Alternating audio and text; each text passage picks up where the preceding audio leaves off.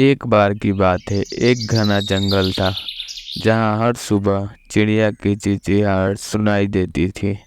उस जंगल में एक छोटी सी चिड़िया रहती थी जिसका नाम चुनमुनी था। चुनमुनी बहुत खुश मिजाज थी, लेकिन उसे जंगल के एक कोने से बहुत डर लगता था। वहाँ एक चुड़ैल रहती थी जिसका नाम काली माया था। वो चुड़ैल हमेशा जानवरों को अपने नज़र में रखती थी और सभी जानवर उससे डरते थे। एक दिन चुनमुनी ने सोचा कि मैं रोज डर डर कर नहीं जी सकती, और उसने सोचा कि मैं क्यों ना उस कोने में जाऊं और देखूं कि आखिर वहां पर क्या है जिससे जंगल के सभी पशु प्राणी डरते हैं। चुनमुनी उड़ते उड़ते उस कोने में पहुंच जाती है। अचानक एक तेज हवा चली और काली माया प्रकट हो गई। उसकी आंखें चमक रही थी और वो बहुत ही डरावनी दिखाई दे रही थी। और वो हंसते हुए बोली कि किसकी इतनी हिम्मत हो गई जो मेरे इलाके में आ गई।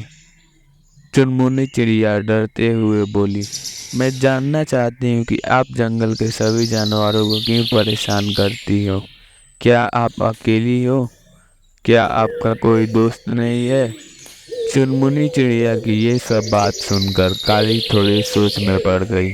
थोड़ी देर सोचने के बाद उसने गहरी सांस ली और बोला, मैंने तो ये बात कभी सोची ही नहीं कि मुझे भी किसी की आवश्यकता है। सब लोग मुझे देखकर डरते हैं, इसीलिए मैंने अपने आप को हमेशा के लिए अकेला कर दिया।